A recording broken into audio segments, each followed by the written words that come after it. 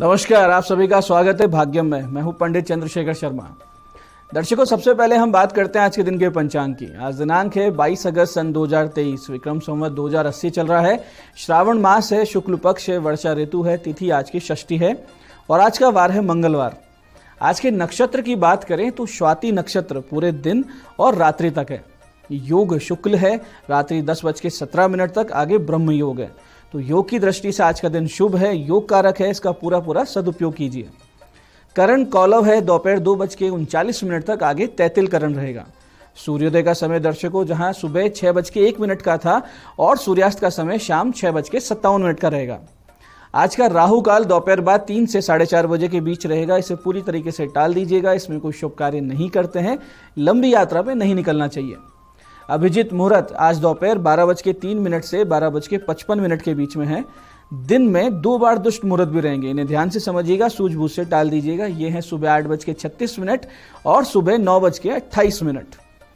आज का दिशा शूल दर्शकों उत्तर दिशा में, तो पहली कोशिश तो ये करें कि उत्तर दिशा की यात्रा को टाल दें, लेकिन जाना जरूरी है, अनिवार्य यात्रा है तो परिहार करके निकलें। परिहार कैसे होगा कि उत्तर की ओर मुख कीजिए, थोड़ा सा गुड़ का टुकड़ा खाइए और 5 कदम पीछे चलिए और इस पूरी प्रक्रिया में अपने हृदय में अपने इष्ट का ध्यान कीजिए, उनसे प्रार्थना कीजिए, जय श्री राम कहिए और निकल जाइए। तो ये दिशाशूल परेशान नहीं करेगा, यात्रा बहुत अच्छी होगी। आज का शुभ समय दर्शकों, यानी आज के दिन का सदुपयोग करने का जो समय है वो है सुबह 9:15 से दोपहर 2 बजे तक। ये वो समय काल है, ये वो कालखंड है जो पूरे दिन की अपेक्षा ज़्यादा शुभ योग कारक है। तो अच्छे एफर्ट्स करें तो इस समय में करेंगे, ज़्यादा अच्छे आपको रिजल्ट्स मिलेंगे। आज की चंद्र राशि दर्शकों तुला है, यानी चंद्रमा तुला राशि से गोचर कर रहे हैं, जिससे आज का दिन सभी 12 राशियों के लिए कुछ इस प्रकार रहने वाला है। सबसे पहले बात करते हैं मेष राशि की। मेष राशि वाले जो अविवाहित हैं उनके रिश्ते की बातें आज आगे बढ़ेंगी। वहीं वृष राशि वालों का डूबा हुआ पैसा आ सकता है वापस। और मिथुन राशि वाले छात्र छात्राओं और कला से जुड़े हुए लोगों के लिए योग कारक दिन है। वहीं कर्क राशि वाले रहेंगे आज चिंताग्रस्त, किसी की चुपती हुई बातें कर सकती है आपको परेशान।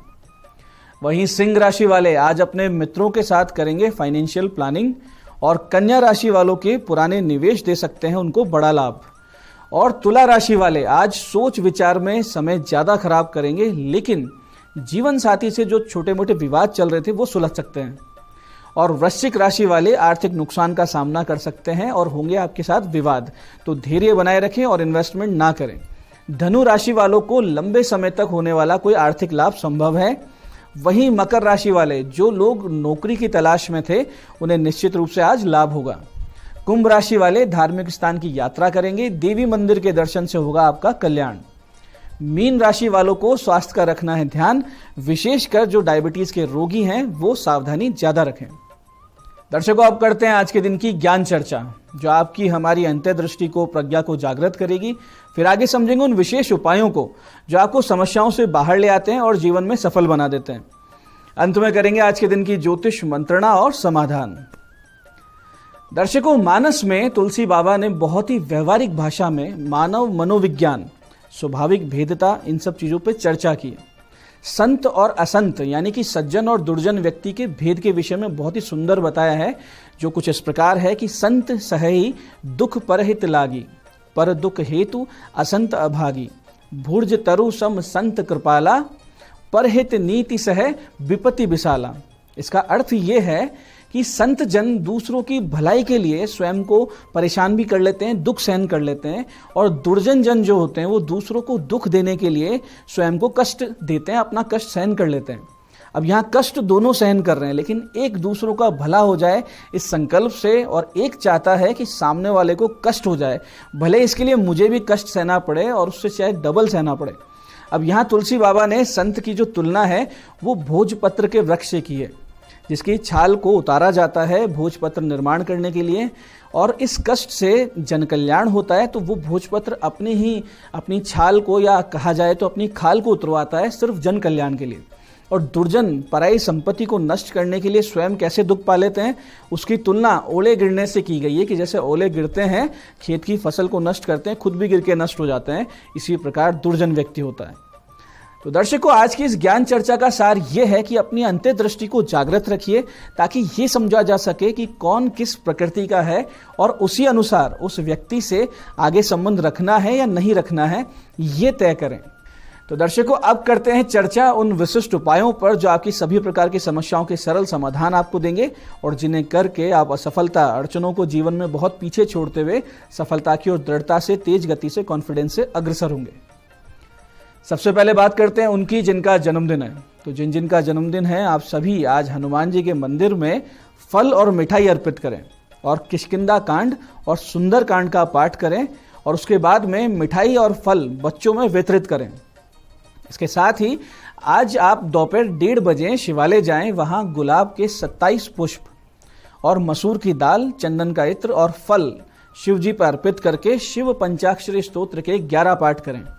ये सब चीजें अगर आप करते हैं तो आने वाला वर्ष बहुत ही सुंदर योग कारक रहेगा, इसमें कोई भी संदेह नहीं। ऐसे दर्शकों, जिन लोगों के जीवन में दुर्भाग्य ने जड़ें जमा रखी हो, हर प्रकार से प्रयास करने के उपरांत भी जीवन में कोई विशेष प्रगति नहीं हो रही हो, या फिर आपको किसी प्रबल शत्रु ने परेशान कर रखा हो, या फिर आप किसी कोर्ट केस में फंसे हुए हैं तब भी जब आप कहीं आपकी कोई गलती नहीं है, ऐसी किसी भी परिस्थिति में आप फंस चुके हैं, आप बहुत ज़्यादा परेशान हैं, तो फिर आप शरण लीजिए महाबली हनुमान जी की। इसके लिए घर में ऐसे हनुमान जी का चित्र स्थापित कीजिए जिसमें उन्होंने क्रोध में वृक्ष या शिला उठा रखी है राक्षसों के वध के लिए। फिर नित्य गणेश जी की, हनुमान जी की पंचोपचार से पूजा कीजिए। हनुमान जी को घी, गुड़, तुलसी का भोग रहे या घोड़ चने का, यानी गुड़ और चना, इनका भोग लगाएं। 1 जायफल, 2 लौंग और 2 इलायची भी इनके प्रसाद में रखें। इत्र अवश्य अर्पित करें और फिर उनसे अपनी समस्या कहकर और उनसे शरणागति का आशीर्वाद मांगे कि यानी मुझे अपनी शरण में ले लीजिए, ये आशीर्वाद मांगे और इस अति विशिष्ट मंत्र की 11 माला नित्य करना आप शुरू कर दें। दर्शकों, कुछ महीनों में दुर्भाग्य, समस्याएं, शत्रुता, केस, प्रबल विपक्ष, ये सब आपके जीवन से एकदम गायब हो जाएंगे। मंत्र को बहुत ध्यान से समझिएगा, विशिष्ट मंत्र है, सटीक काम करता है। मंत्र इस प्रकार है, नमो भगवते आंजनेयाय महाबलाय स्वाहा। फिर से समझिए, नमो भगवते आंजनेयाय महाबलाय स्वाहा। जो लोग राजनीति में रुचि रखते हैं उनके लिए तो ये महामंत्र है। ये अपने आप में एक रामबाण है राजनीति में आगे बढ़ने के लिए। नित्य 11-21 माला अगर आप करते रहें तो साल भर बीतते बीतते राजनीति में बहुत ही बड़ी ऊंचाई हासिल हो जाएगी आपको, और ऐसा करेंगे तो आपको निश्चित रूप से सफलता मिलेगी, इसमें कोई संदेह नहीं। ऐसे दर्शकों, जिन लोगों के लीवर कमजोर हो, यानी कोई रोग हो लीवर में, या पेट संबंधित समस्याएं रहती हो, खाया पिया ना पचता हो, यानी अपच की समस्या रहती हो, तो ऐसी स्थिति में आप जो भी डॉक्टरी इलाज करवा रहे हैं, वैद्य से करवा रहे हैं, उसे जारी रखें और ईश्वरीय अनुकंपा भी उसमें जोड़ दें तो तीव्र गति से आपको लाभ होगा। इसके लिए आप यदि स्वयं रोगी हैं तो 11 माला आप मंत्र जाप नित्य कुछ दिन कर लीजिए, हनुमान जी का पंचोपचार से पूजन करके। और यदि रोगी कोई और है, उसके लिए आप कर रहे हैं, तो उन्हें लिटाकर उनके पेट पर एक हनुमान जी की ध्वजा रखें और उस पर हाथ रख के इस विशेष मंत्र की 3 माला का जाप आप कुछ दिन करते रहें। धीरे धीरे पेट संबंधित, लीवर संबंधित जो भी रोग है उनमें बहुत ही तेज गति से आराम मिलने लगेगा। इस मंत्र को ध्यान से समझिएगा, बहुत ही विशिष्ट मंत्र है, सटीक कार्य करता है। मंत्र इस प्रकार है, ओम यो यो हनुमंतम फल फलित धग धगिता आयुष परुडाह। मंत्र को फिर से समझते हैं, ओम यो यो हनुमंतम फल फलित धग धगिता आयुष परुडाह। इस प्रकार से इस मंत्र को आप जाप करें, निश्चित रूप से आपके रोगों में आराम आएगा। आप करके देखिए, सटीक उपाय। तो दर्शकों, ये थे आज के विशिष्ट उपाय। अब बात करते हैं आपके सवालों की। आपके सवालों में आज हमारे पास जन्म पत्रिका आई है हमारे दर्शक पंकज जी की चूरू से। 11 अप्रैल 1996 का इनका जन्म है, सुबह 6:15 का चूरू। प्रश्न किया है, कैरियर किस दिशा में सटीक रहेगा। देखिए पंकज जी, आपका मीन लग्न है, धनु राशि है, दशम भाव यानी कर्म भाव में गुरु और चंद्रमा गज केसरी योग बना रहे हैं। इसके साथ ही लग्न द्वितीय तृतीय भाव की स्थिति दर्शा रही है कि आप राजनीति में, सोशल सर्विस यानी जो एनजीओ से जुड़े हुए काम होते हैं, या शिक्षा या धर्म के क्षेत्र से जुड़ेंगे। यानी सबसे अच्छा रहेगा कि आप गौशाला कर लीजिए, तो गौशाला में गौ सेवा भी हो जाएगी और दूध का व्यापार भी। इसके अलावा आपके लिए आयुर्वेदिक औषधियों और हर्बल प्रोडक्ट्स का काम बहुत ही सटीक रहेगा। लेकिन आप मंगल के 7 गुना जाप अवश्य करवाइएगा और एक मूंगा पहन लीजिएगा, क्योंकि ये आपका भाग्येश है और भाग्येश होकर लग्न में अस्त है, निर्बल है, तो भाग्य साथ नहीं देगा। तो ये कर लेंगे तो बहुत ही अच्छा जीवन में आपको सफलता मिलती रहेगी। आज की दूसरी जन्म पत्रिका हमारे पास आई है महेश चौधरी जी की नागौर से। 6 नवंबर 1985 का जन्म है, दोपहर 12:21। प्रश्न किया है, बीमारियां और संकट कब मिटेंगे। देखिए महेश जी, आपका मकर लग्न और कर्क राशि है। लग्नेश अस्त होने से आपकी रोग प्रतिरोधक क्षमता बहुत कम है और अभी आपके अष्टम यानी रोग मृत्यु के भाव के अधिपति सूर्य की महादशा चल रही है और वो स्वयं नीच राशि में होकर आपको बहुत ज़्यादा कष्ट भी दे रहे हैं। तो आपको फिलहाल मधुमेह की समस्या है और वात विकार या नशों संबंधित समस्या बहुत ज़्यादा हमको दिख रही है। आप शीघ्रता से शनि के 7 गुना जाप करवा लीजिए और एक नीलम पहन लीजिए और साथ ही सूर्य शांति करवाइए।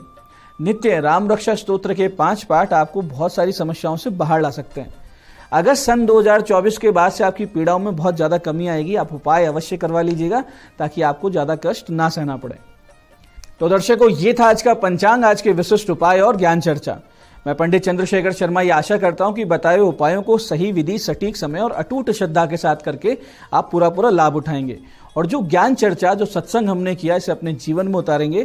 धीरे धीरे आपका जीवन शिवमय, सत्यमय और आनंदमय होता जाएगा। मैं महादेव से प्रार्थना करता हूं कि जब आप हमारे बताए हुए उपाय करें तो आपके कष्टों का निवारण अवश्य हो और मनोकामना पूर्ति निश्चित रूप से हो।